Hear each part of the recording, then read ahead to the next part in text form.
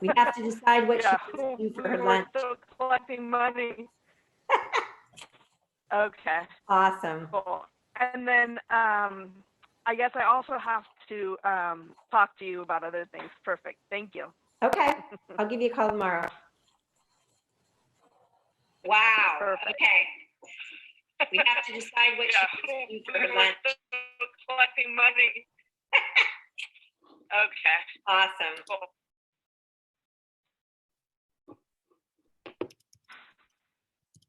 Sorry, that was the feedback from the live feed.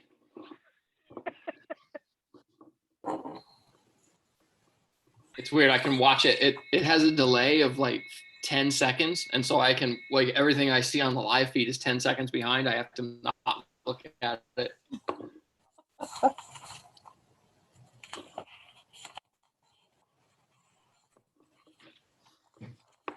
Okay.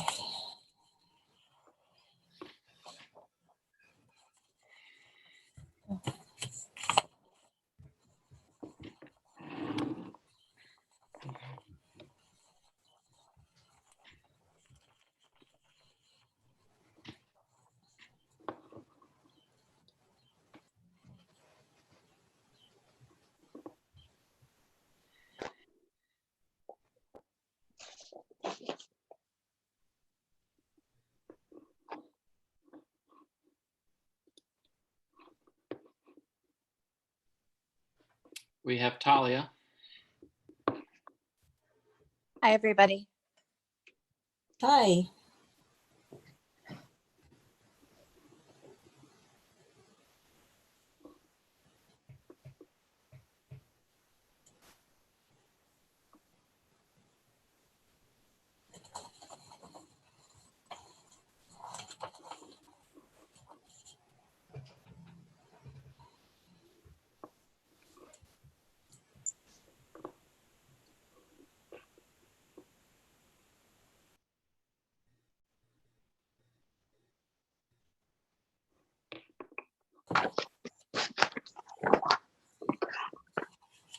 Hi, Gloria. Hi, everybody. Gloria. Hi. How's everyone doing? Great, just great. Best of all possible worlds. Ah.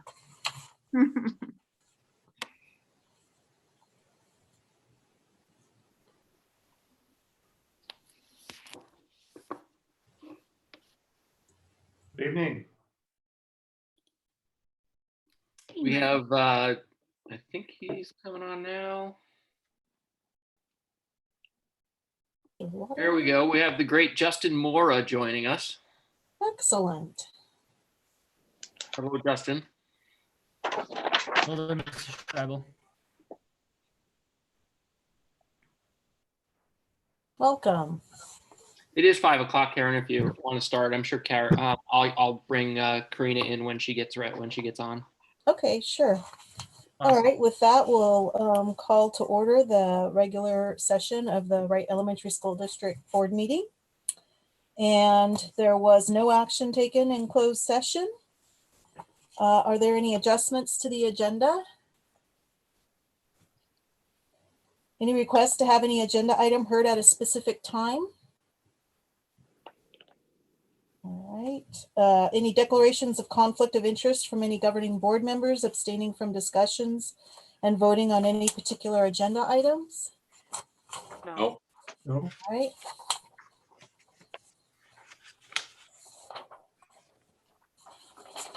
Sorry, I think I got my pages screwed up. Is there any public comment regarding any item which is not on the open session agenda? Then we will move on to the presentations. Well, you know what? I'm sorry. We don't have Janice yet. Oh, well, that's a problem. Yeah. Hang on for a second. Let me find out where she is.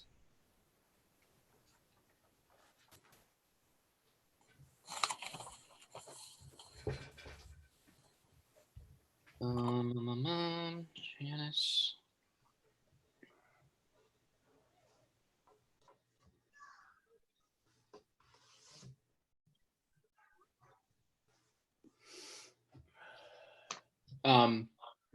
it's okay. If you want to continue, I'll get a hold of her. Okay. Sure. Our presentation is the award of the 2020 Donna Penrose Mizuki Scholarship. This $500 scholarship is awarded to a graduating high school student who intends to pursue further education after graduation, including a 4-year college, a 2-year community college, or a trade school. It is named in honor of Donna Penrose Mizuki, a longtime teacher, principal, and superintendent in the Wright Elementary School District. The applicant must be a Wright School District alumnus, have demonstrated academic promise, and show a financial need. This year, the district selected Justin Mura as the 2020 scholarship recipient. Justin was a student at J.X. Wilson Elementary School from 2010 to 2014. Justin will graduate from Santa Rosa High School on May 29th, 2020. However, due to local and state guidelines and regulations concerning public safety in the face of COVID-19, Santa Rosa High School will not have an opportunity to come together in person at the close of this school year for a commencement ceremony. The school is planning some celebration happenings in May and plans a graduation ceremony in the future. Justin is planning on attending Santa Rosa Junior College in the fall, and he will be studying music and marketing with plans to continue on to obtain his bachelor's degree. Justin is a well-deserving recipient of this scholarship, and please join me in congratulating him.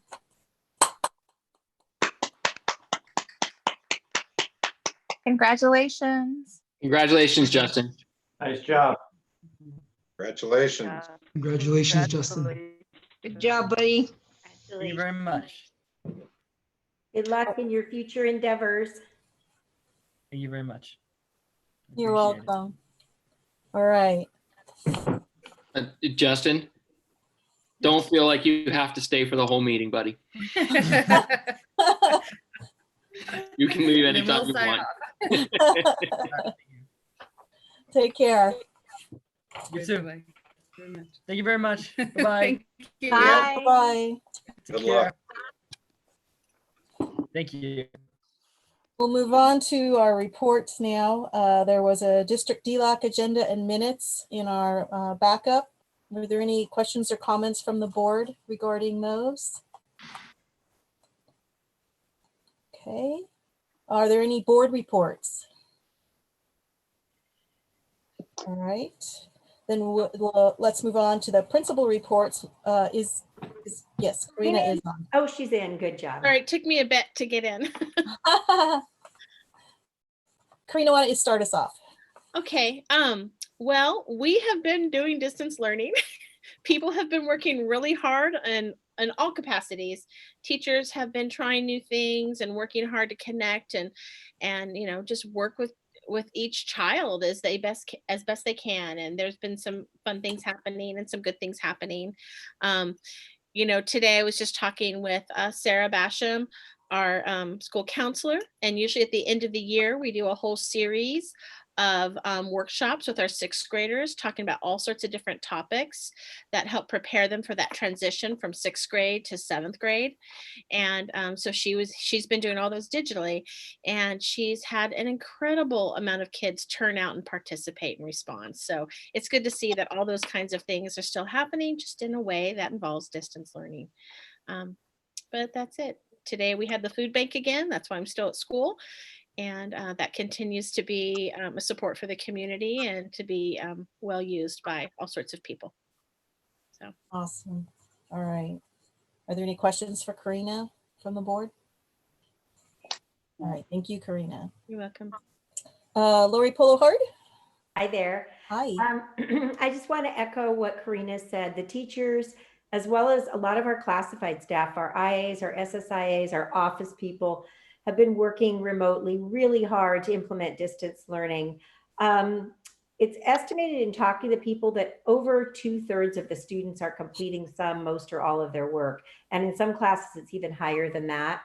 I think I'm up to 137 positive phone calls to families with children that have been nominated by their teachers for great work in distance learning. Connie Rios has been helping me with the Spanish calls. And it is really gratifying to hear in those calls how many parents are really thankful for what our staff is doing to help them out and the nice things they have to say about our school. I also want to thank our special ed team. We've had quite a few IEP meetings, and they've done a great job. They made them very efficient on Zoom. Many of them have involved translations as well. They're really prepared. Documents are emailed to parents ahead of time. So I just really appreciate that. Today, Mary and Doug had instrument pickup for for all district band students in the bus circle at RLS. It went very well. They were really very organized. It was very positive. A lot of happy kids to see them and drop off their instruments. And I think they estimate they got about half of the instruments back, which was, their plan to do a preliminary drop off. So then when we have student materials pickup, they're going to make phone calls to follow up and try to get the rest of the instruments back. And that's what we've been working on. We're planning a materials pickup, 1 per grade level per day at RLS starting on Tuesday and ending with the 6th grade during what would have been their promotion time on Wednesday, June 3rd. We also had, despite all of the circumstances, we had donations of Rotary dictionaries and Schools of Hope summer reading packs for TK through 3. The Rotary dictionaries are for 3rd grade. So those will be distributed as well as yearbooks for those that purchased one. Let's see. And again, I just want to recognize Athena, Connie, and Laura Arguin, our community liaison. They've been behind the scenes doing so many little things to help make some of the details that are normally done this time of the year still happen. Calls about students getting their gift cards for the walkathon. Athena's made really nice certificates for all of our 6th graders in addition to their promotion certificates. It's a lot of extra work being done. And then I also want to thank Carmen, our counselor, who put together a video of each RLS staff member holding some type of a heart, either making just a heart sign or holding a heart. And she's putting some background music to it. And she's going to share that with RL students on the last day of school. So a lot of, despite challenging circumstances, a lot of really positive things happening too. Awesome. Are there any questions for Lori? That's awesome, Lori. Okay, thank you. And now let's go to Michael. Okay, I'm going to repeat a lot of things that Karina and Lori have said. The teachers have really stepped up and they've gotten the learning to the kids. We estimate when there's a parent in the home that's really helping us out, we're getting the job done. So it's been really a homeschool partnership. And we have an entire team helping out from the community liaison to all the IAs and SSIAs. So everybody's doing their part. And the learning's going on. Some of the challenges we've had, I'll give you one example. We have a family that just came from Vietnam and they speak some dialect of Vietnamese from the countryside. So we have a translation service we use, but they can't really explain to the family how to use the hotspot. We got them the Chromebook, and you can imagine words like click and mouse and things like that are a little bit difficult to translate. It took us 5 weeks to get the little girl into her Google Classroom and Zoom lessons, but now she's been in there every day. So some of these challenges it took, I mean, it probably took about 6 or 7 staff members from Wright to get her into that classroom. We're also delivering food to families like that. And we have teachers that go by Karina's food pantry on Thursday afternoon to get food and then deliver it to families that are in need. So it's a complete community effort and everybody's doing their part. There's fun things going on. Last week, there was a kindergarten scavenger hunt on Friday at 3 o'clock in the afternoon. There were about 23 kids in that scavenger hunt and I was there too. And the little kindergartners were scampering around the house, finding things to bring to the screen. So if you want, Adam will probably kill me. We could do a little scavenger hunt right now, but but you can see that you can see how the little ones get a lot of joy out of that, and so the teachers are having fun with the kids. There's there's no substitute than being with the kids in the classroom though. So as much progress as we've made, we still miss the kids. And that comes out day after day when we have our grade level meetings. We miss the kids, they miss us, but we're doing the best we can. And it's been a challenge for everybody, but everybody stepped up. So we thank all of you, and we thank everybody at Wright Charter School, because it's been a team effort. Awesome. Well said. Thank you, Michael. Were there any questions for Michael? All right. Talia, are you still with us? I am. I echo what everyone's saying about all of the teachers working really hard. The special education staff is working very hard. I wanted to share about the preschool. We are preparing now for our extended school year for our students who will be supported through distance learning through summer, who qualified for that. And we are also working on transition meetings for our students who are turning 5, going to kindergarten. And then I just wanted to let the board know also about our speech and language pathology position. So we continue to have a full-time position that we need to fill. And then our other speech pathologist has reduced her time to 3 days a week for next year. And we are still looking at an open position for 75% for an RSP teacher at Wright Charter. So those are kind of the things that are still things that need to happen, because we don't have people to fill those positions yet. So I just wanted to make everybody aware of that. And that's what I had for tonight. Thank you. Are there any questions for Talia? All right, thank you for those reports. We'll go ahead and move to the business manager's report given by Jaime. Is he with us? I think he's muted. Yeah. Sorry about that. There he is. You're still on mute. There you go. Okay.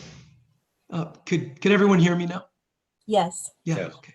So I'd like to report that our Fund 01 and 03 for the district and charter schools cash balance was $2,923.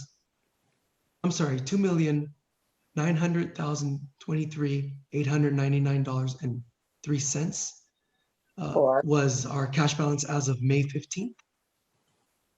And I'd also like to make a change to the report that I was going to present today. So I sent Janice an email that I will present later on today, but it'll be our cash flow analysis. So I'd like to remove the average class size and add the cash flow. So for now, this is my report. Okay. Any questions for Jaime? All right. We'll move on to, thank you, Jaime. And we'll move on to Adam's superintendent report. Am I unmuted? Oh, I am. Okay. I do every time in these Zoom meetings. I always start talking without unmuting first. So thank you. And I wanted to just say, what is this? I think this might be day 64 of shelter in place, thereabouts, 64, 65, in that neighborhood someplace. You know, it's been a long time. And in that time, I have seen pretty amazing things from our teachers, from our principals, from our district office staff, you know, people working on things that they never thought they would be working on, taking on projects that they never thought they'd be taking on, teachers teaching with a baby bouncing up and down on their lap, you know, trying to figure out how to help tech support when a kid or a family is having trouble getting online.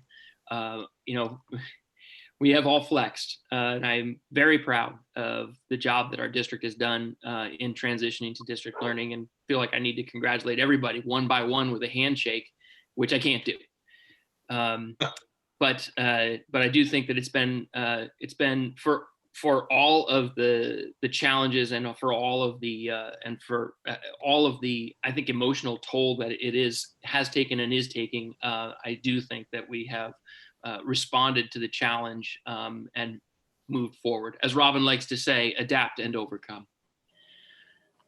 I'm going to talk a little bit about the fall, because I know there's a lot of questions out there and a lot of worry and a lot of concern about how are we going to come back? How does this unfold? What happens next? Hopefully everybody saw the letter that I sent to to the whole community last night about here's what we know, like right now.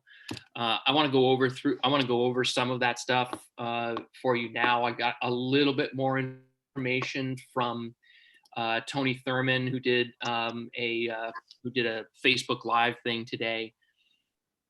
I wouldn't say that there was anything super helpful in it, except to say that at least I now know that the state is working on a plan, because up until about 3 hours ago, we didn't even know that. So they are working on a plan. They are working with the state health department and CDC to come up with guidelines for us. So I think that's news, and that's good news that I am happy to hear. I am going to share my screen here. I hope. Maybe I'm not. Hang on a second. I'm going to close this. There we go.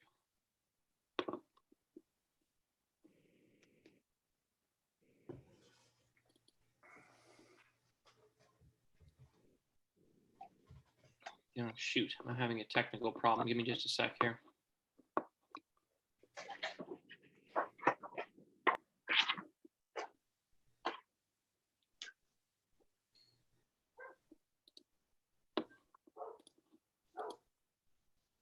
There we go.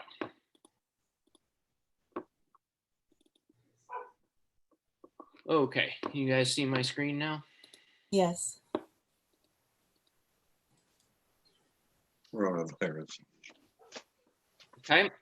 I've got it. Everybody see? Yes. Yep. So, planning for the fall. Normally we'd be talking about summer projects. We'd be talking about what's next. How are we going to, what's our enrollment look like? I've got a little bit of information about that stuff, but everything right now is focused on what's the plan going to be. So, reopening in the fall.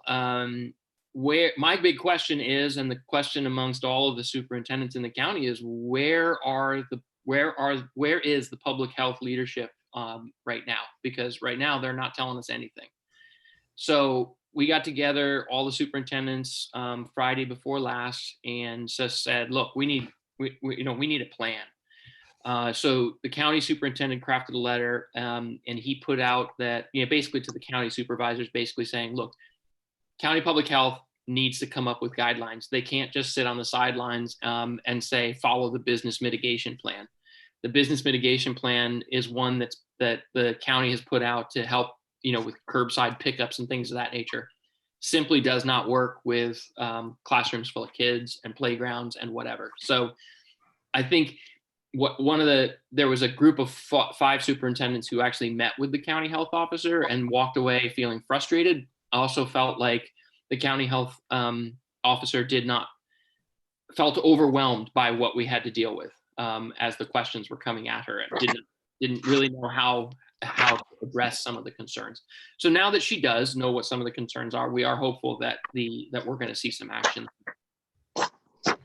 There's also been a letter from the 9 superintendents of the big school districts, your LA Unified, your San Francisco, Oakland, Sacramento. And they have written a letter to the governor that they all signed that said, basically, what you have asked us to do can't be done.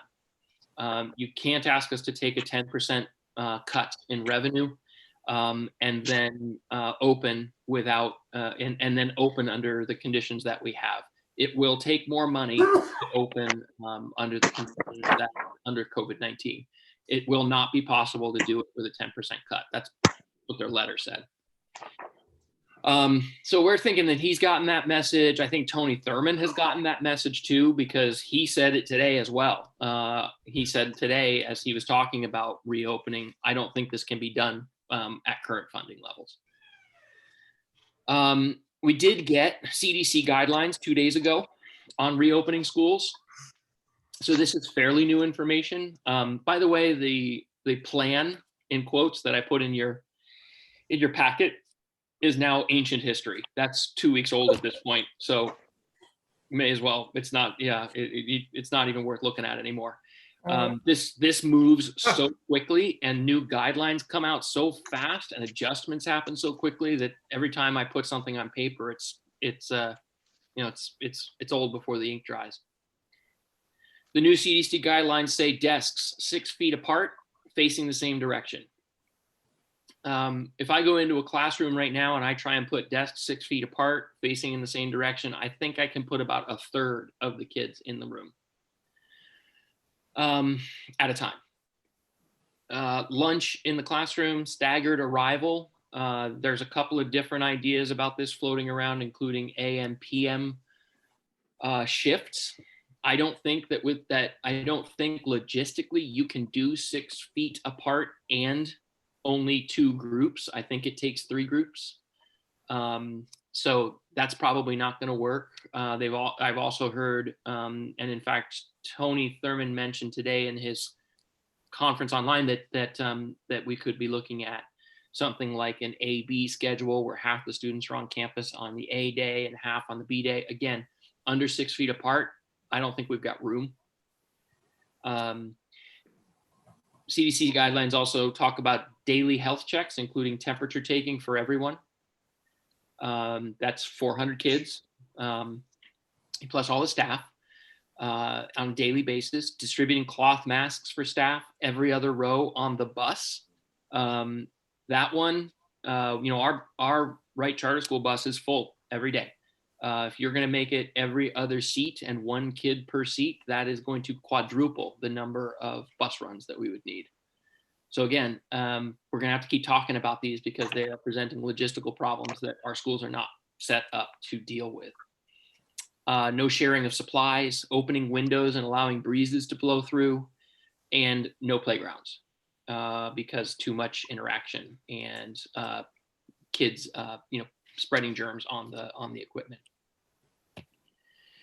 In Tony Thurman's meeting today, he announced that he expects a mix of in-person and distance learning with fewer children in classes. He says most of our campuses will operate on some sort of hybrid mode. To me, that all I see are questions. I'm perfectly willing to work on these questions, but there are a lot of them.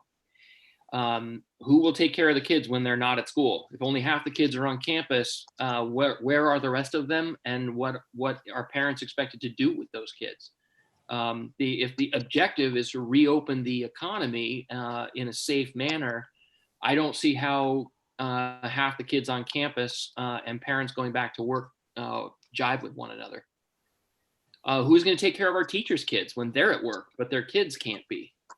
I think that's a massive question. 6 feet of clearance will only fit about a third of the kids in the room. What about our medically vulnerable teachers and staff? I think that's a massive question that would have to be, that's going to have to be answered.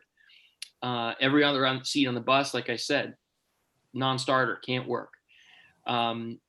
We can shut the buses down and parents can drive their kids individually, but I don't see us putting a third of the kids on I don't see us quadrupling the bus runs. And then there's just the obvious ones. TK and kindergartners wearing masks and staying socially distant seems like a stretch to me. And I haven't talked to a teacher yet who thinks that's going to be an easy task to pull off. And do it with less money, a lot less. And I'll get to that as a discussion item. I wanted to talk about the budget in the May revised. It's in discussion. I will say though that Tony Thurman acknowledged this issue, that all of the things that they're talking about in socially distanced schools and safe schools in the coronavirus age, that they are all very expensive, that they will require additional supervision, that they will require the purchase of supplies, special training, additional equipment for computer use. All of this costs money. So when you ask districts to do this at the same time that you're asking them to take a 10% cut, it's probably a bridge too far. So he is looking to the Fed. That's where Governor Newsom is looking too for federal support, because it doesn't. These two things are going to have to come together in a financial sense as well.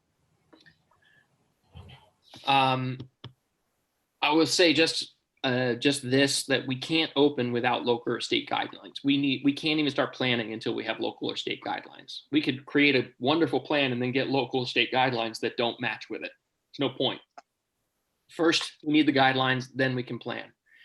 I believe that we need a county-wide approach, and I am working with the other superintendents and with County Superintendent Steve Harrington to make sure that that voice is heard. I do not believe that this should be done district by district. I think that the superintendents need to come together and come up with a plan that works county-wide, or at least Santa Rosa-wide. To have different kids with different plans and different districts with different plans is going to cause a lot of problems in homes. And then lastly, the funding has to be solved. We have to figure out what we're going to do about the money, because I don't think very many of the plans that we have right now work without additional funding. Okay. Any questions about it? Any of the reopening stuff? I have a comment. Go ahead. Is that time to do that? Yeah, go ahead, Carolyn.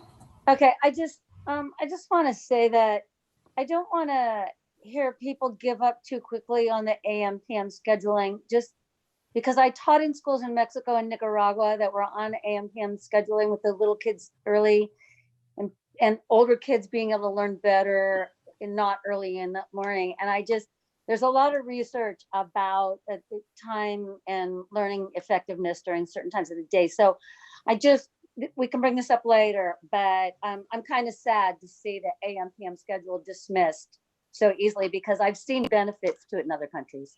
That's all my comment. Thanks. Okay, I'll just go ahead and put in my 2 cents on that. I think that it's not the issue of the AM PM so much as the number of passing students, as one group's leaving and another group's coming on, or the logistics of having to clean the classrooms in between. No, I get that. I totally get that. And the schools where I used to teach, the little kids went home and there was like a 2-hour break before the big kids came. There's plenty of time to clean the classroom and reset it up. I'm just saying there are ways to make it work. And I'm really concerned about the most effective time for people to learn. And there's studies about so I'll just leave it there for now. Okay. All right. Thank you. Any other questions for Adam or comments? Oy vey. So next steps. So we get some guidelines. That's first, right? We get guidelines. Then we can start. I can start working with the other counties, with the other superintendents, and with principals and with parents to come up with some options for what might work. We'll do some surveying to find out, what parents can live with, what's not going to work for them, and then we'll come up with a plan. We always do. Right. Yeah. Right. Okay, well, that kind of leads us into our discussion items then. The first one is just about a possible special board meeting for June 4th. You still want us to try and book that? I would, if we could, please, because there's so much happening right now that to go a full month without a board meeting just seems a little unrealistic at this point. So if we can do one on that day, I think it's midway between now and the next board meeting. Hopefully I can report on guidelines at that point. Hopefully I've got some more budget information at that point. Surely the federal government will have passed a new stimulus package and have solved all of our problems by then. Yeah. Will there need to be, do you want to also schedule a closed session with that, Adam? Yeah, we may as well. We can do it at 4:30. I think, yes, we probably should. Let's do a closed session at 4:30. And then if I don't have any agenda items, I will just, when I set up the board meeting, I'll just start it at 5 without a closed session. Okay. Does anyone have a problem with doing June 4th at 4:30 on the board? No. I am looking right now, so bear with me. I'd just like to clarify that that is a Thursday because the agenda says it's a Tuesday. Oops. So Yes, it we're is. looking at Thursday, the 4th. Yeah. Okay, thank you. Yeah, we forgot to change the day. We usually have a special board meeting on the Tuesday before our regular meeting. That works for me, so we're good. Okay. All right. Great, Cool. thank you. Okay, then we can move on to 7.2, discussion of the May revision to the governor's budget. We're gonna need some happy pills for this one. Yeah, take a deep breath and remember that everything is in constant state of change. Okay, so, oops, let me go get through this. There we go. Budget update, coronavirus edition. So it's May 21st. The May revise came out on the 14th. It had a lot of good information in it. Some of it useful, some of it already changing. And some of it subject to a lot of interpretation. Jaime and I have been on the phone pretty much every day trying to figure out what portions of it mean. And each presentation that we've gone to about the May revise and analysis of the May revise, each of them has given us some new information or has given us information that contradicted what the previous meeting said. Or that evolved from the previous meeting, but we're starting to get a grip on what exactly was in that May revision. You may already know that the governor expects a $54 billion decline in revenue through next summer, so that's spread out over this and next year, and that's a straight hit to Prop 98. At $18 billion, or a decline of 20%. A 20% decline is if 10% is devastating, and it is, 20% is I don't know what's the word. Catastrophic. Catastrophic. There you go. A global killer. It doesn't. There is no way to do that. Without massive change within our organization. But I will say the proposed cuts, which are not at the moment 20%, are indeed the deepest proposed cuts in state history. As we sit here now looking at our budget, nobody in the state of California has been in this position before. We were 08-09 and 09-10 were bad years, but the decline was less and it was spread out over 2 years. This one we are going to grapple with in the next month. Closing the existing deficit. So before all of this happened, we had an existing deficit of little over $1 million that we were going to have to close over 2 years. And the budget advisory committee had met twice, and we were trying to figure out how to take out $500,000 for 2021 and another $500,000 for 21-22. And we were going to rely on reserves to continue. So we were going to have you might recall, we were going to have a package of cuts, reserves, and revenue enhancement through hopefully a parcel tax. Well, I have stopped the parcel tax process because it doesn't seem to make much sense to me to be surveying households on whether or not they want to pay more taxes right now. So I halted that, and we'll hopefully be able to bring that up again at some point in the future. We are looking at so we now know that there is an LCFF base grant reduction of 10%. For us, that looks like somewhere between 1.6 million and a little over 2 million, depending on how you interpret it.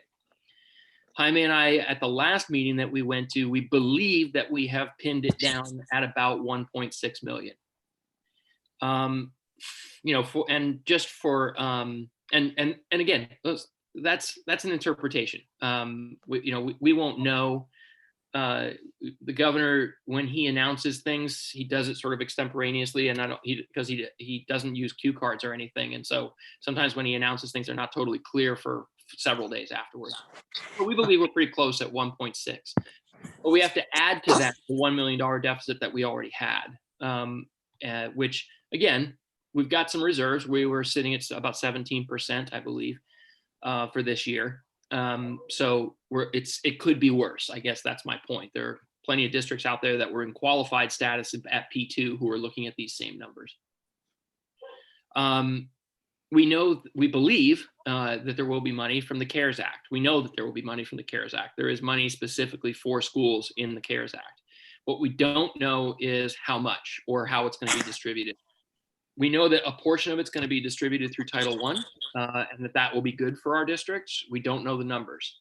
We know that there is also special ed funding. However, we just got an update about 2 hours ago that said the governor's proposal for funding part of the CARES Act money through ESSA is maybe not going to happen because some of the legislators do not feel that it would be a fair distribution, and that it's they don't like the way that that's being handled. So there is some legislative activity on that right now on the as they go through the process. Yes, Karen.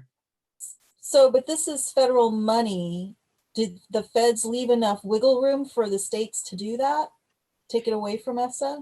Yeah. So the states can distribute the funding any way they want. It's up to the states how to distribute the money. The Fed just says, here, you guys figure out how to allocate it. So maybe it goes, to special ed specifically. State can decide to just distribute it across the board. It can be done a lot of different ways. Okay.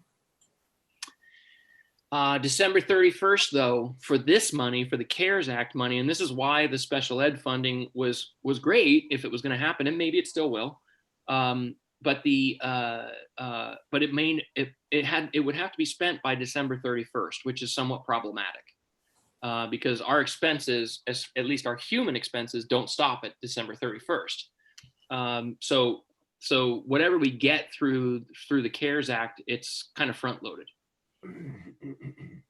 And then in the May 14th package, there is also proposed, again, this is not through the legislature yet, but the governor proposed reducing our PERS and STIRS contributions for a period of, I believe it was 2 years, which is also helpful. I mean, in the context of an almost $2 million debt or reduction, it's not going to amount to a lot, but every little is going to count.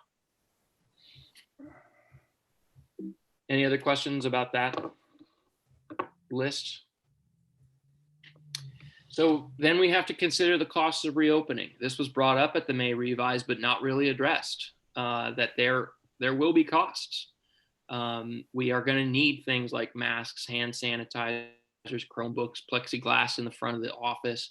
There are going to be personnel costs, additional supervision for multiple smaller groups during lunch, for example. More supervision to make sure that kids are maintaining social distancing. I don't think we're going to pull off social distancing without more bodies. Lost ADA from families that decide to move to homeschool programs or that decide to move to online charter school programs that have been up and running for 10 years and are very experienced with this sort of thing and do a pretty good job of it. Online speech. We haven't found a speech teacher yet. So, it's possible we may have to go back to presence learning. It is also possible that if we have to pivot again to distance learning, that we would need to have presence learning online anyway to be able to serve our speech kids. And then making up for lost learning. I mean, you know, as great a job as we're doing, and it is an amazing job, there's no way to move at the same pace that a classroom moves. So there is going to be lost learning. And don't forget, we lost, what did we lose? A week earlier in the school year to the fires as well. And we lost a week the year before that and the year before that, you know, and there's a cumulative effect to this kind of stuff that impacts our English language learners and our socioeconomically disadvantaged kids much more than it does the kids who don't find themselves in those circumstances. A lot of unanswered questions, federal, state, county, local districts. You know, what's the federal aid? Is there going to be federal aid beyond the CARES Act? Yeah, we don't know yet. You guys are reading the same news articles that I'm reading about that. The HEROES Act passed Congress. Mitch McConnell has announced it's dead on arrival in the Senate, but I have also heard that they're working on an alternative third choice, so to speak. Right now, we're sort of in hold harmless mode. We continue to be funded as though it is whatever. I think it's February 28th or something like that, based on our enrollment on the 28th. And we just continue to be funded as long as we pay our vendors and as long as we don't lay anybody off. But that ends at the end of the year. So what's going to happen then? How are we going to count attendance if only half of the kids are on campus at a time? You know, how are we going to how are we going to count attendance if we have to pivot to distance learning again? The county has told us in no uncertain terms that if there's a COVID-19 case on one of our campuses, that campus will be shut down for 2 weeks. What's going to be the impact of the online charter schools on District 80A? Federal government going to step in? And will there be an August revision? I mean, the May 14th revision was an incomplete picture because taxes aren't due until mid-July. It was July 15th. So the state doesn't know how much money it has. All of these are projections. Could be better, could be worse. One thing though about the May revise that the governor said is that he called them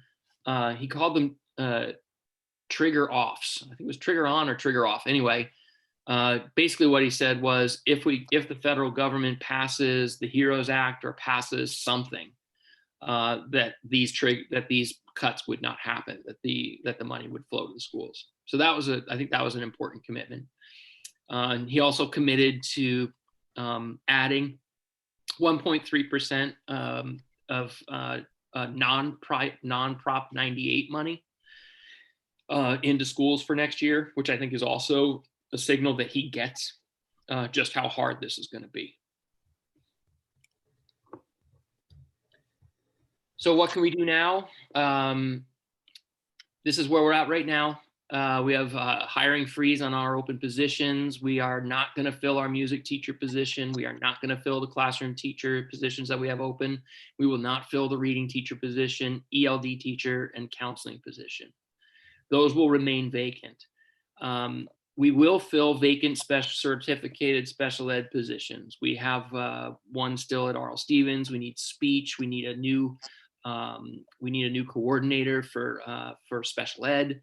All of these are under that mandated or the federal rules around where you have to basically spend the same amount of money each year or more than you spent the year before. So to keep from running afoul of those rules and keep our special ed programs going, we will need to do that. There are some history does kind of give us some insight into what California state government might do, right? You guys remember furlough days? Oh God. Yes. Yeah, you remember furlough days for classified staff, 10 days spread out through the year. Maybe you remember class size limit flexibility.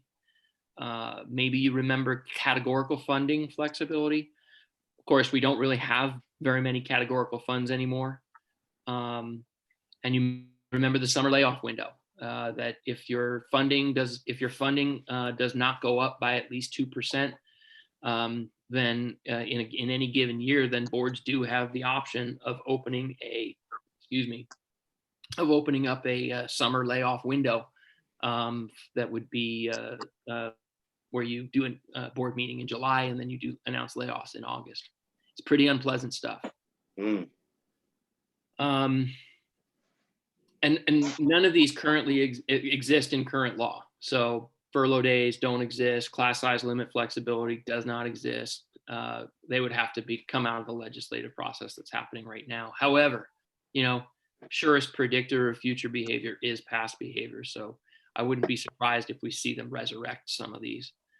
And also just FYI too, most of these are negotiable. So, you don't just raise your class size limits.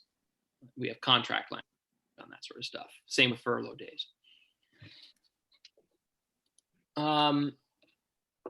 The recommendations right now from FICMAT, from school services, and the CASBO, they all have the same message. Grab hold of your cash, hold on to it tight. Cash is king. When it comes down to it, the state is, and Governor Newsom said this in the May revise. He said there will be deferrals. Raise your hand if you remember deferrals. Okay, at least you heard of it. Basically, the idea is the state delays the final payment of the year and then doesn't give it to you until the beginning of the next year. It's a way for the state to budget to balance its budget on the backs of school districts' reserves. So basically, you have to make sure that you've got enough cash in the bank to cover the gap when the state doesn't pay you at I think it's second interim at the end of the year, or third interim, or whatever they call it. Districts with inadequate reserves will find themselves short on cash, and then you got to borrow, and that can be expensive. So that's the main message we're getting right now in all of this uncertainty. The one thing you can be certain of is make sure you're watching your cash, make sure you've got enough cash, make sure that you're planning your cash flow carefully. And I'm coming to the end here. Timeline, May 14th, governor presents the May revision. Budget gets approved. Our budget needs to be approved on June 18th. There is no LCAP in June. That's been suspended until December. And we get possibly get an updated budget from the state in August.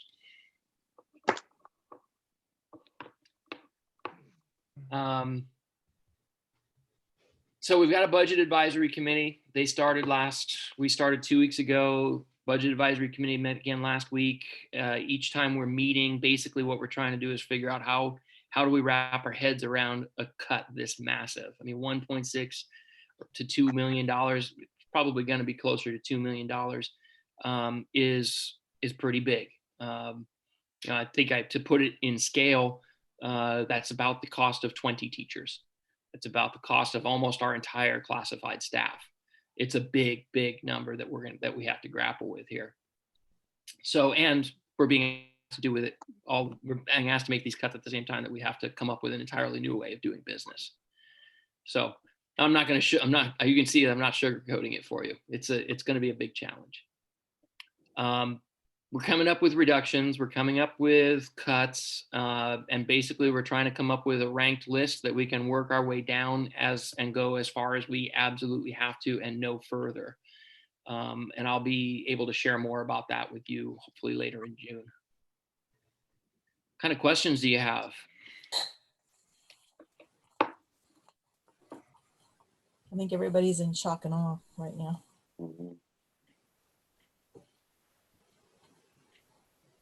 I am sorry to have to be the bearer of the bad news.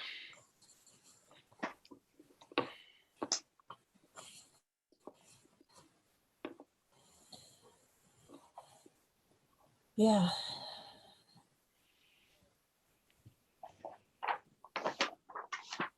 All from, something that nobody had any control over. Wow. Yeah, Really well, speaking. we didn't have any control over We it. didn't have any control over, yeah. Somebody did. Well, the bright spot in this is we don't know yet what those federal dollars from the CARES Act look like and how they're going to be received, right? So I do believe that that's going to offset a pretty significant portion of that $2 million, but it's only going to do it until December 31st. Hopefully we have a new president and a new Senate by then. And we can get some relief for the states flowing by then. I don't see how we move forward without federal dollars, and I think that's the situation that Governor Newsom is in as well. I think that's why he's making such a big deal out of federal dollars. All right. Any other questions or comments? Because the cash flow problems, isn't that where the trans come in? The borrowing. We've got this thing, the TRAN. Yeah, Jaime, maybe you can talk a little bit about cash flow. You got to unmute. Sorry. Do you want me to start the cash flow? Yeah, go ahead. Question? Okay. So yes, you're right, Stan, about the TRAN.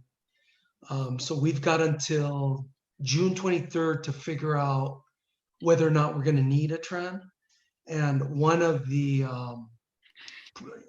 process, or what the county will do, is they'll look at every one of our accounts to make sure that they're positive in order for us to qualify for the TRAN. And I don't think that if we have to go that route, I don't foresee us having an issue with being positive in all our accounts. So if we have to go that route, we'll take that step. But for now, so yeah, basically the last several weeks have been kind of like playing Battleship.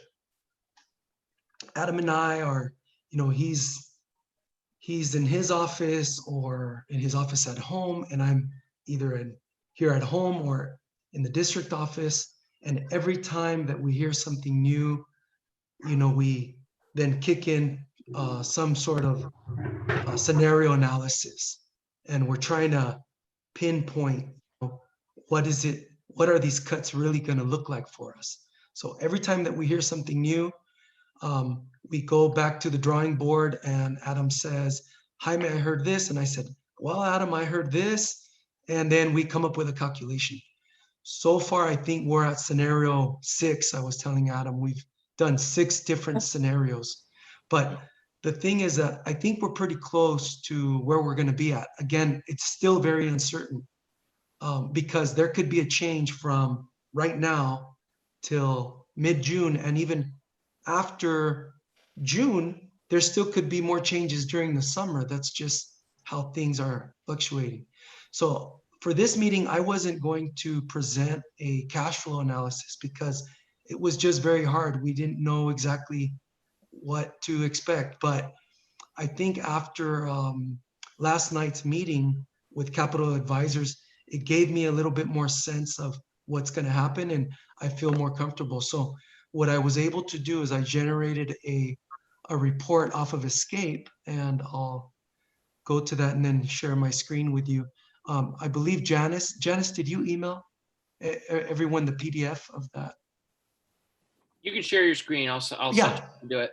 But Janice will send you a PDF copy, and so you can have a record of that. Meanwhile, I'll just share my screen.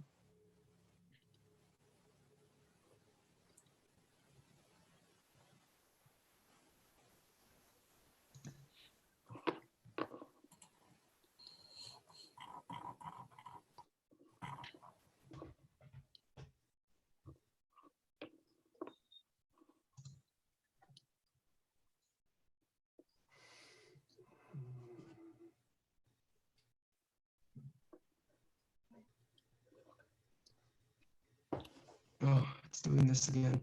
Okay. Could everyone see my screen right now? Yep. Yeah. Okay.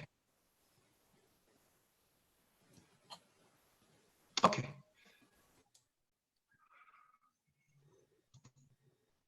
Okay. And so this is a cash flow summary or cash flow statement. This is something that's generated out of our financial management software, Escape, that we use at the district.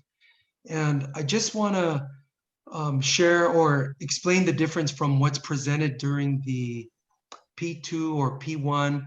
There's a cash flow statement that's also included in first and second interim. And so the difference is that this one right here is actually, it's actual. The one that we present during the P1 and P2, a lot of it is a projection of what we think, and it's based on historical. But I was going to use the one or make those projections, but I felt since we're so close to the end of the school year, we could actually use real numbers. So that's what this report is. Here's July when we started, and it goes month by month, what's going in for revenue, and then what's going out, and what's left as far as cash at the end of every month. So I'm just gonna skip down to where we're at right now in the year. And so we are right here. And you'll see that in June on this report, I'm not able to populate this, but I could explain or predict what we should see in June. As far as May goes, I'm gonna scroll down to the bottom so we can see what the bottom line is. So in May, it looks like we're gonna be closing May with about $2 million cash. And what we would expect is rolling into June is that we would have the cash in June, but then we would expect other revenues to come in. Now, where the problem lies right now is that we are not going to be getting EPA, which is one of the revenues that we were expecting, and also the lottery money.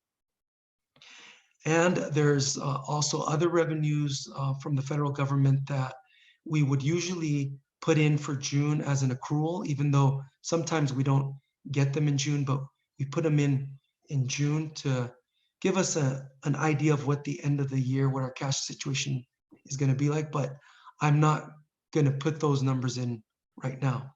What I can say is that we will have cash about $1 million more. So from this almost $2 million, we will have about $3 million in revenue.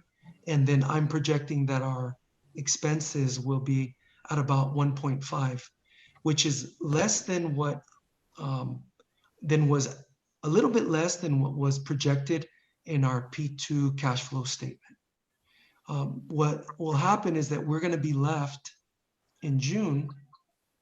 We're actually going to see, if you simple math, 3 million minus about 1.5 million, we'll end the school year at about 1.5 million.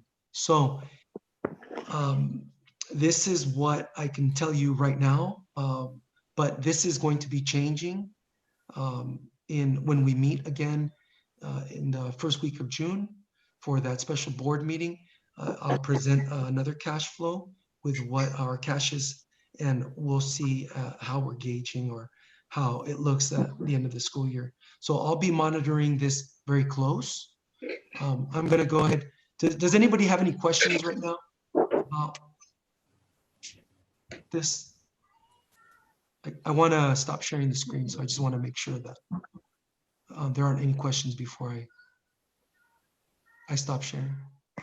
And Jaime, the cash deferral or the deferrals are starting now, right? I mean, they start. Yeah. There was cash that we were supposed to receive, our principal apportionment money. We're not going to see that this year. They're saying that's why, like Adam was saying, cash is king right now, because the cash that we have is what we could account for the next payrolls to come. So it's critical that we hold on to as much money as we possibly can right now. And then if we run into a situation, if we're looking at our cash flow statements and say by mid-June, there's an issue, it looks like we may not meet a payroll, because I'm also going to be looking at our projected cash for the coming school year. And then we're also going to be getting more information about how the revenue is going to flow in. And we'll be able then to make a decision by around mid-June whether or not we'll need a tran. Okay. And then, is it okay if I stop sharing? Mhm. Yeah. Okay. Okay. So there was Karen asked a question during our budget advisory meeting. She wanted to know, very good questions about whether or not, what would happen if we can't balance a budget. Typically, you want to balance a budget when you're presenting an adopted budget. And I know I'm going into a different topic, but it's all related because we're talking the next couple months right now.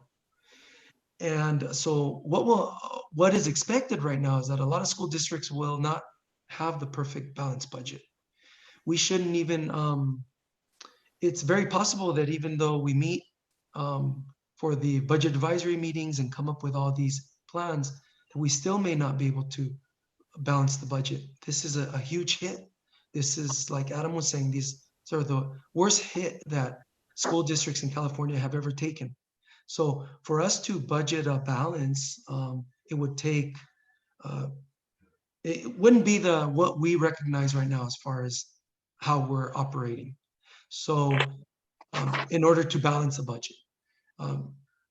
So I wouldn't get too carried away about not being able to balance the budget. We can get as close as we can, but just know that even in the summer, things might change as far as revenues, either notices about more deferments or that we're getting some revenue that maybe we were not even expecting. So things are just going to evolve as we're hearing them. And I guess our responsibility is just to come up with the strategy each time so that we can provide the services to our students and try to maintain that the best that we can as far as the best learning environment for our students, our teachers, and for the rest of our staff.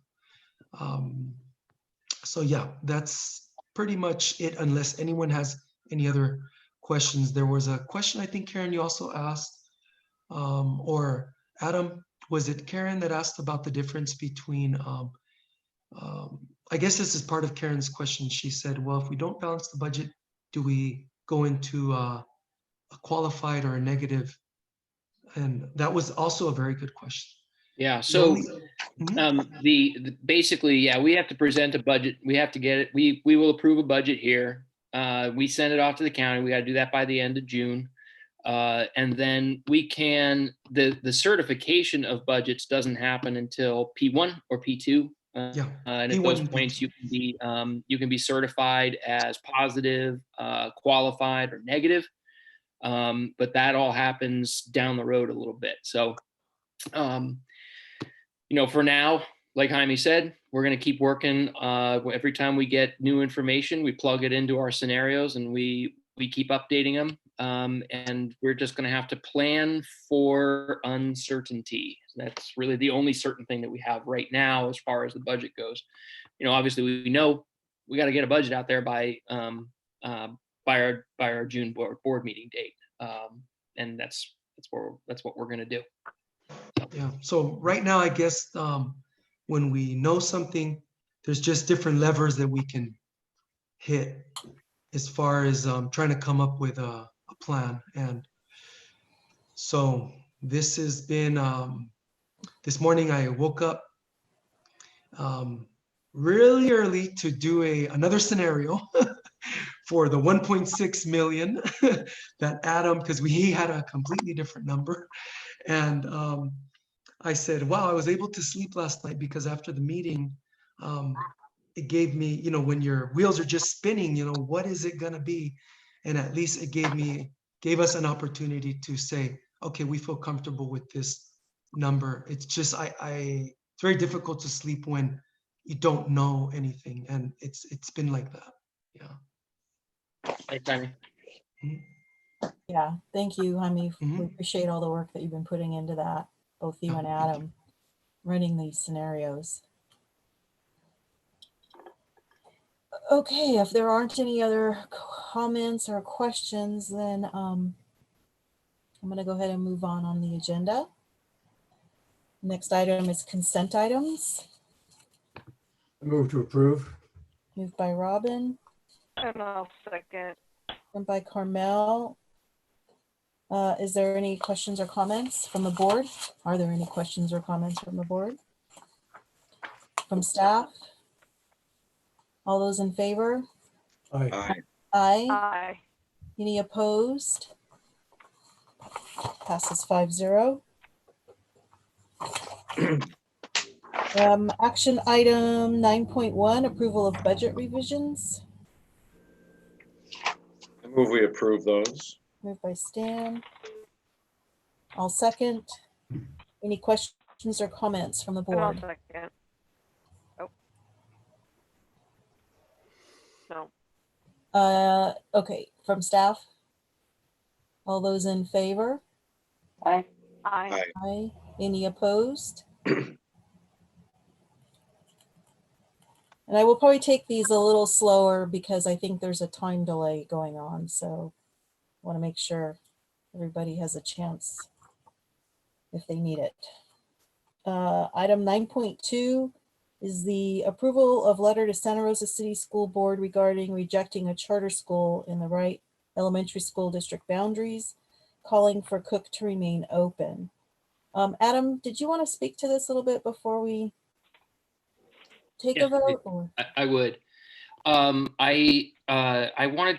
I have done a slight little bit of revision to paragraph 2 because it was a little confusing. This was I had actually had School and College Legal Services write this paragraph to make sure that it was accurate in terms of the law. And when Karen read it, she didn't understand it, and I had questions about it as well. So if you wouldn't, if it's okay, I'll just read the revised version to you. Basically, I'd like you to read. It's a very small change. Currently, the Cesar Chavez Language Academy operates at 2480 Sebastopol Road. The school's current location is within the boundaries of the Wright Elementary School District and the Santa Rosa High School District. When the Cesar Chavez Language Academy was originally authorized, the charter school should have been authorized by the Santa Rosa Elementary School District, as the school serves or will serve grades K through 8. And then there's the citation there. Once the school moved locations to the Cook Middle School site, the charter school moved into Wright Elementary School District boundaries. Under current law, the Cesar Chavez Language Academy in its current location runs afoul of the location requirements contained within section 47605 of the Ed Code. At its next renewal, in order to continue operating at its current site, the Cesar Chavez Language Academy would have to receive the approval of the Wright Elementary School District to stay at its current location or submit its renewal petition to the Wright Elementary School District. So it's a minor change, but I think it made the paragraph a little bit clearer.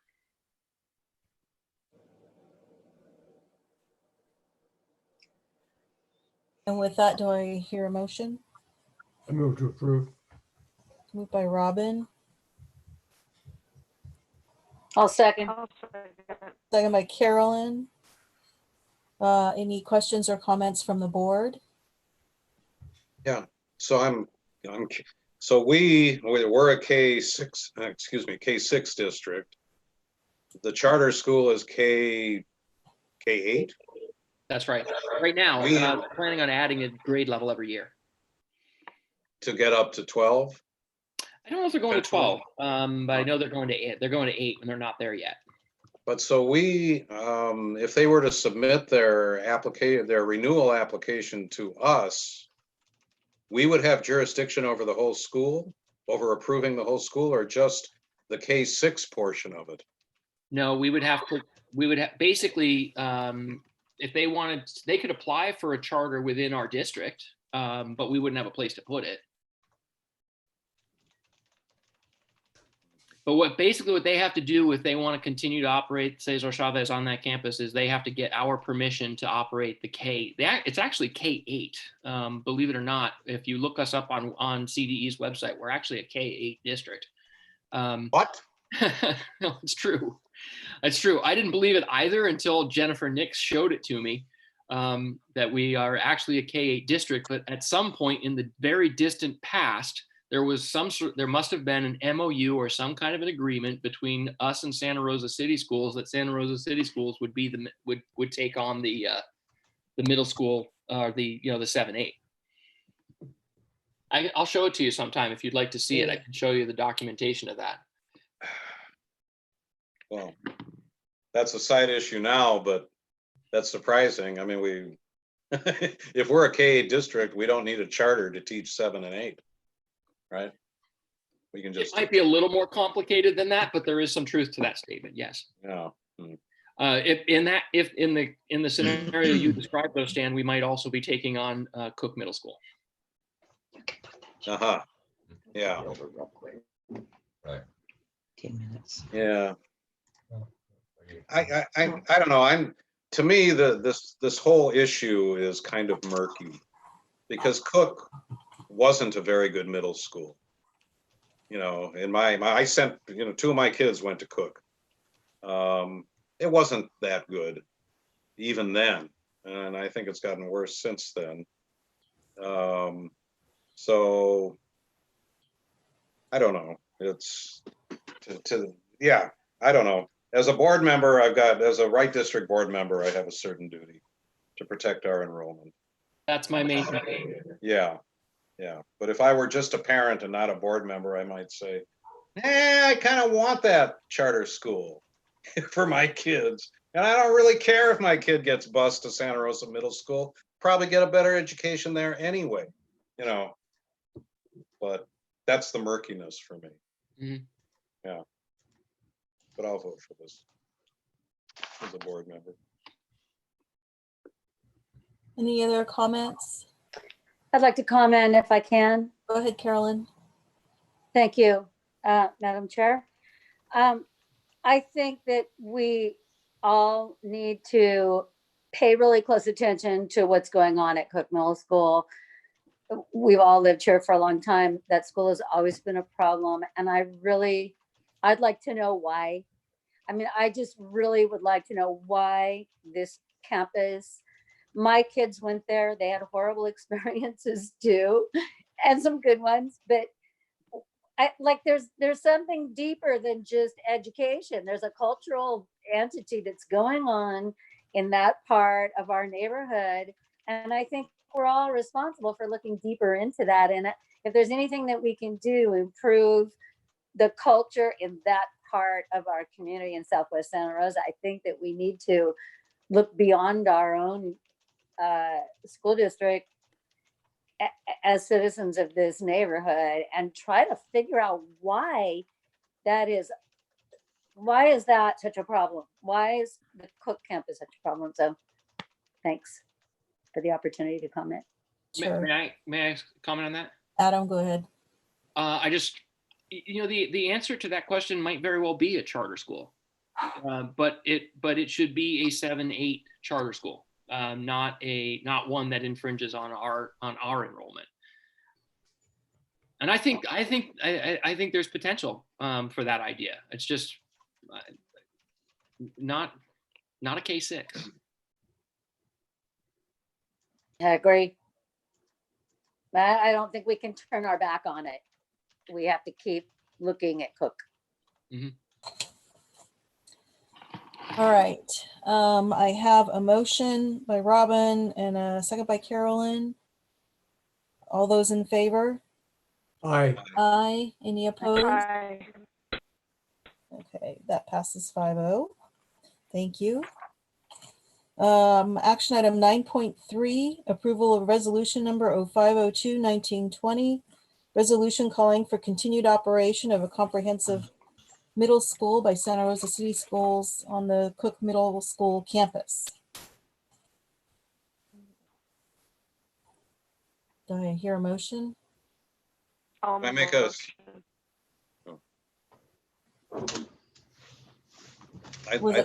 I'd like to just make one suggestion and then I could move, but somebody Okay. else is going to move. On the first whereas, rather than finding, You've got the board hereby finds it is in the best interest. Could we just believe that it's in the best interest? It's not like we've taken evidence and are actually making a finding. No problem. It's really a belief. Do you want me to change that word and reprint the resolution for signature tomorrow? Yes, please. Will do. Thank you. Anything else? Carmel, did you make a motion? I did. And does your motion stand with those changes? It does. All right. Do I hear a second? I'll second. Second by Stan. Any other questions or comments from the board, from staff? Janice, can you take roll, please? Sure. Robin Jackson, Aye. Stan Greenberg, Aye. Karen Irwin McGee, Aye. Carolyn Dixon, Aye. Carmel Curiel Larios. Carmel? Aye. Motion carries 5-0. Aye. Thank you. Okay. Action item 9.4. This is on page 91. Consideration of and possible action on resolution number 0503-1920 regarding reduction and elimination of classified employee services for the 2020-21 school year by eliminating 5.594 FTE in a layoff. So these are, let's see, we're going to reduce, these are part of last year's budget advisory committee recommendations that we're going to go ahead and make. We have had declining enrollment in our special ed RSP classes, and we are also giving back some of our kids to our preschool kids to Rankin Valley Partnership. And these are those positions, the support positions in those classrooms. I move we adopt this resolution. A second. Moved by Stan, second by Robin. Any questions or comments from the board? Just a comment. So that middle paragraph where June 30th is underlined or 60 days. So this won't actually be effective until after June 30th, right? Because we're 60 days. Right. Yeah, 60 days later, yes. Yeah. Any other questions? Janice, can you take roll? Sure. Robin Jackson, Aye. Stan Greenberg, Aye. Karen Irwin McGee, Aye. Carolyn Dixon, Aye. and Carmel Curiel Larios. Aye. Motion carries 5-0 with a correction to the resolution. First paragraph, inserting the word believes. That was the previous resolution, Janice. Oh, sorry. Okay. Got it. That's right. Moving on to action item 9.5, approval of administrative job description for Director of Educational Services. This is on page 95. Move we approve it. Moved by Stan. I'll second.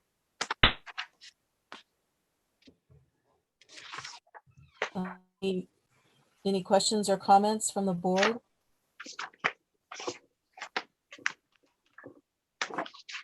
All those in favor? Aye. Aye. Aye. Aye. Any opposed? Aye. Passes 5-0. Action item 9.6, approval of classified job description for District Student Data Information System Technician and Special Ed Secretary. It's a CSEA salary schedule range of 26. It's on page 103. I move we approve. I'll second. Moved by Robin, second by Stan. Any questions or comments from the board or staff?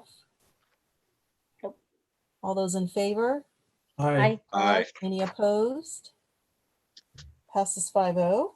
Thank you. Now we're on 9.7. Aye. And 9.7 is consideration of resolution number 0504 1920, specifications of the election order on November 3rd, 2020, election for the following two current incumbent school board trustees.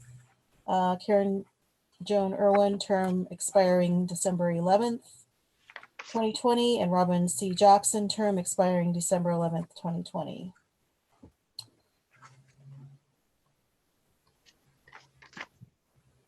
I move we adopt this resolution. Moved by Stan. Second. You Second by guys up for Bob. election. Yep. Any questions or comments from the board, from staff? Janice, can you take roll, please? Yes, Robin Jackson, Aye. Stan Greenberg, Aye. Karen Irwin McGee, Aye. Carolyn Dixon, Aye. and Carmel Curiel Larios. Carmel? I think she's frozen. Hmm. Give it a sec, maybe it'll come back.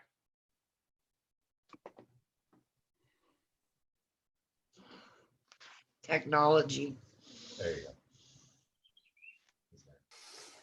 No, she's not back. Aye. There's. Great. There it is. Motion There it is. carries 5-0. Aye. Thank you, Carmel. I had a question about something on page 115 related to this. Okay. This is the boundaries statement. Aye. It says Here's that the my phone. boundaries, our district boundaries have changed since 2 years ago. Is that correct? Oh. No, I can change that, and change that page to the first X, but with a correction to change page 115. Our boundaries have not changed. Yeah. Thanks. Thank you. With correction. All right. I'm going to move on to action item 9.8, approval of memorandum of understanding between Wright Elementary School District and Wright Educators Association regarding changes in working conditions. This is on page 123. I move we approve this. Moved by Stan. Second. Okay, second by Robin. Any questions or comments from the board? From staff? All those in favor? Aye. Aye. Aye. Any opposed? Passes 5-0. Action item 9.9, approval of memorandum of understanding between Wright Elementary School District, sorry, I lost my place, and California School Employees Association, chapter number 835, regarding change in working conditions. This is on page 129. I move we approve this memorandum. Moved by Stan, Second. second by Robin. Any questions or comments from the board? From staff? All those in favor? Aye. Aye. Aye. Any opposed? Passes 5-0. And action item 9.10, approval of amended memorandum of understanding between Wright Elementary School District and the Extended Child Care Coalition for 2019-20 and 2020-21. That's on page 133. Adam, did you want to make any comment on this before we Yes, I can do that. vote? Okay. So ECC is one of our childcare partners, and they're a nonprofit, and they are basically living off of reserves right now. They stopped charging parents on I think that he said April 1st was the at the end of March. Basically, they stopped charging parents, and so they've in our rooms, the rooms have just been vacant, and they are trying, like the rest of us, to continue to pay their employees until this is over. And they're just basically spending down their reserves. So they have asked the board, would the board be willing to forgive them from the lease payments from April to the end of the school year? It amounts to about $7,000. Is that right? 7,000, yes, $7,500. Yeah. Thank you, Adam.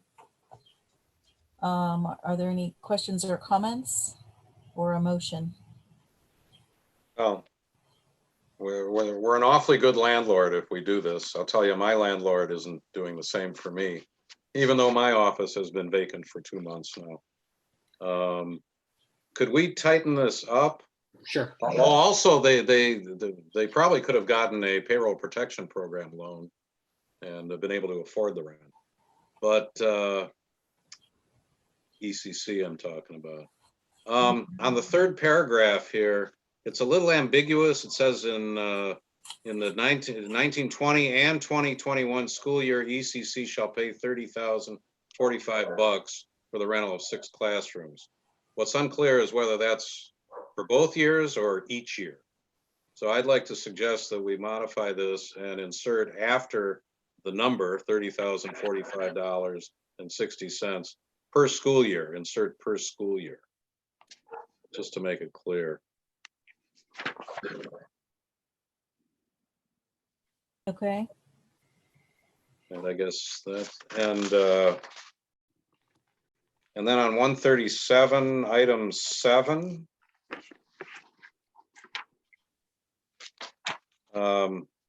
this agreement is in effect for 2 years and in effect for the 1920 and 2021 school year. And quite get that 1920 and so I would suggest we strike after is in effect, strike for 2 years and in effect. So it just says this agreement is in effect for the 1920 and 2021 school years, because this is a modification of an agreement we entered into a year ago. And it's not going prospectively for 2 years. It's going prospectively for 1 year.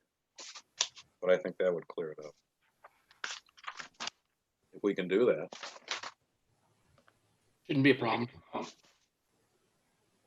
Okay. Do I hear a motion with those changes? I'll move we adopt it with those changes. Okay. I'll second. Second by Carmel. Any other questions or comments from the board? From staff? All those in favor? Aye. Aye. Aye. Any opposed? Passes 5-0. Thank you. In our written communication, there's a letter from SCO regarding approval of the district's second interim report for fiscal year 2019-20. There's a certification of fiscal year 18-19 audit report and appeal rights for apportionment significant findings. And we have a Sonoma County quarterly treasurer's report. Are there any comments on those communications?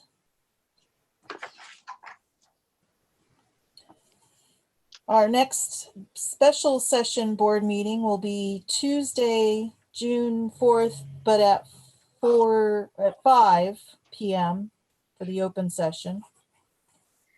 Our next regular session board meeting. Karen, can I Thursday, can I Thursday, June. interrupt you just said Tuesday, it's Thursday. Yeah.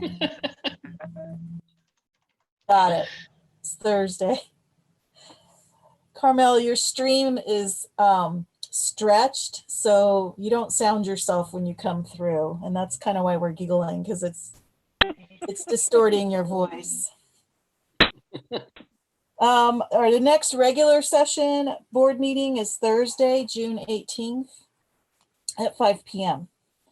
And we'll have budget approvals, EPA approval, reserve transparency disclosure, although, you know, will we have any reserves? That's the question. Approval of counseling field service agreement. Maybe, these are all maybes.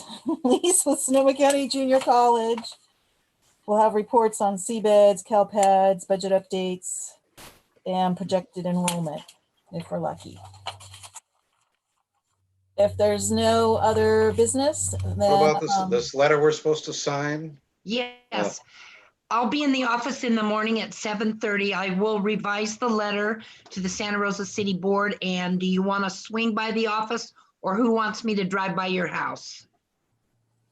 How long will you be in the office? 3 or 4 hours, probably, or as long as need be. I could come by. I'll be coming by the office probably around 8-ish. Okay. I Stan, can, For I can come by in the everybody morning to too. stop by. would you mind? Okay. Robin, do you want me to swing by your house? No, I'll come by the office sometime between 9 and 10. Okay, and last, Carmel? I'll also stop by. Great, thank you. Anything else? If there's no objection, oh, go ahead, Janice. We don't have a special board meeting 2 days before the regular board meeting? No, that's a no-no. No, we don't need one this June year because there's no 16th. LCAP. Okay. All Perfect, right. thank you. And if there's no objection, I'll adjourn the meeting. Thank you, Madam Chair. Thank you, Karen. Bye, everybody. Bye. Bye. Good night. Okay.